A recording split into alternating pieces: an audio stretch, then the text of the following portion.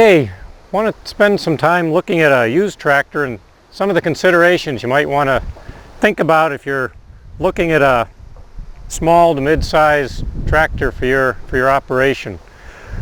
A few of the most important things are tractor should have a ROPS, a rollover protective structure.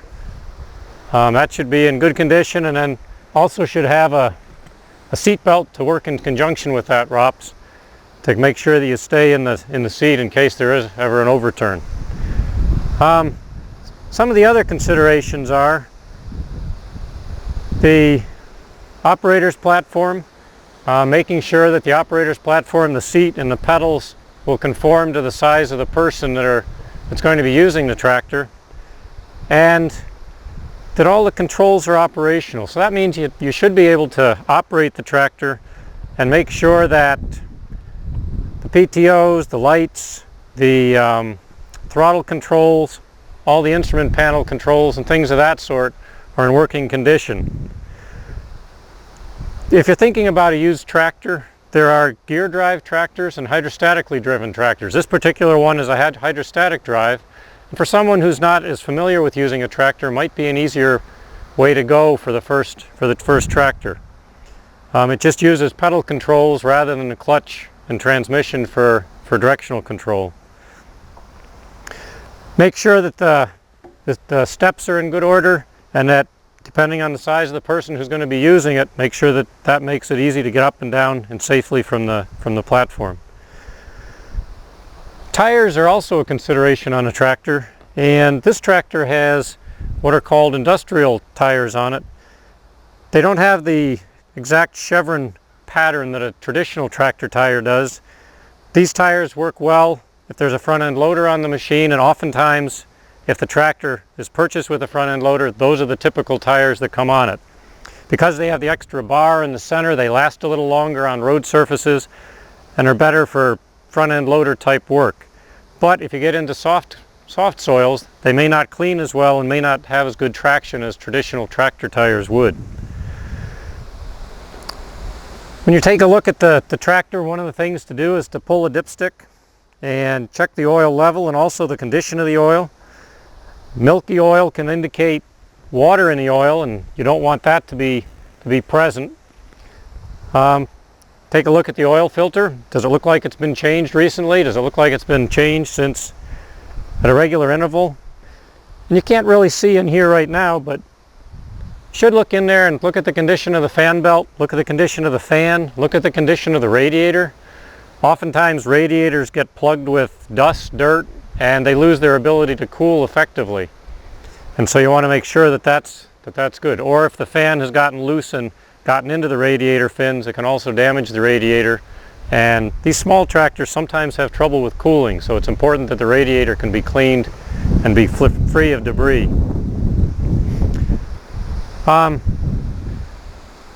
Other things to think about are flashers for safety on the road, and lighting up front and in the rear. The front end of the tractor, if you're looking at a tractor, make sure it has a wide front end. Most newer tractors are wide front ends. Narrow front ends are older, but again, for stability purposes and especially for using a front end loader, a wide front end is a very necessary thing. Moving up to where the front end loader is, the front end loader can make a small tractor much more versatile, and on a small farm or small operation is something that's almost indispensable just for moving dirt, for moving objects around, that sort of thing. But front end loader itself has a number of grease points, and if you're looking at a used one, you should make sure those joints look like they've been greased regularly. You can see grease coming out around the joints. Some of the other things to look at on a front end loader is when you put the bucket down on the ground, the bucket should sit flat and squarely on the ground. If it's racked off to the side at all, it may mean that the frame of the loader is actually bent somewhat, and that would be something to avoid. Other things on the loader to consider are whether or not the loader itself is quick attach.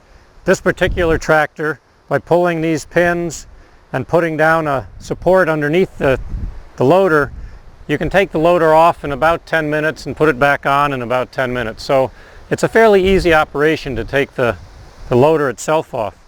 Some loaders also have a quick attach bucket. This one isn't attached with that sort of a thing, but if you have something where you're going to be wanting to move pallets around with the forks on the front of a tractor and switch it back and forth from a bucket to a pallet forks, finding one that has a quick attach bucket might be something you'd want to consider. Other things on the loader to look at are the hydraulic hoses that run from the tractor up through the loader to operate the bucket tilt and the loader itself up and down. But those should be in good condition. The rubber should be intact. There shouldn't be any wires showing or any fraying on anything. Looking at all these different points on the loader then, anywhere that there's a pin, there should be grease, and it should be well greased. And you'll notice that there are a number of locations for grease joints on a front end loader. And again, looking at the loader itself, there shouldn't be any evidence that it's twisted off to the side. Sometimes if the bucket's overloaded or if too much force is put on just the corner, it can kind of bend the frame of the loader, and that's something you really want to avoid. On the bucket itself, it should be in pretty good shape. The cutting edge on the bottom shouldn't be too worn, and the bucket itself shouldn't show any signs of being bent or deformed in any way. When you're looking, if you're going to be doing some digging, this bucket just has a flat blade on the front, but some buckets are available with, or an option is available with teeth that stick out, which make it easier to dig into hard or compacted dirt or soil, and even into some gravel piles, things of that sort. Again, looking at the front, the tubing, the steel tubing on the loader shouldn't be too rusty. This is getting a little bit of rust on it, but should still be adequate. And the hoses, again, should all be in good shape, and the fittings on the ends of the hoses in good shape as well. See if I can open up the hood. On this particular one, and some of the other things you want to be taking a look at under the hood would be what kind of shape the battery's in. Again, this is a cooler for the hydraulic unit. You want to make sure that that's clear and free and not bent up. The radiator on here is clear. Okay, so looking in here at the front, you can see that the battery is present. There are covers on the positive and negative, or positive terminal. This is the hydraulic cooler for the hydraulic fluid. It's in good shape. The radiator itself seems to look like it's in good shape. There's fluid level for the coolant is right up where it's supposed to be, and any other fluids that you can check would be a good idea. On this tractor, the power steering fluid is right in the back there, and that's up to the level it's supposed to be. So checking all the fluid levels is a good idea, and also checking the condition of the fluids to see if they look as what you would expect them to be.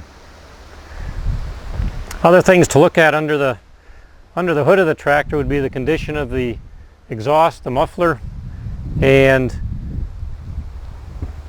just general lines and how much debris is on the engine. Stuff on the engine isn't necessarily bad, but obvious oil leaks aren't something you'd want to have. So you want to look for those kinds of things as well.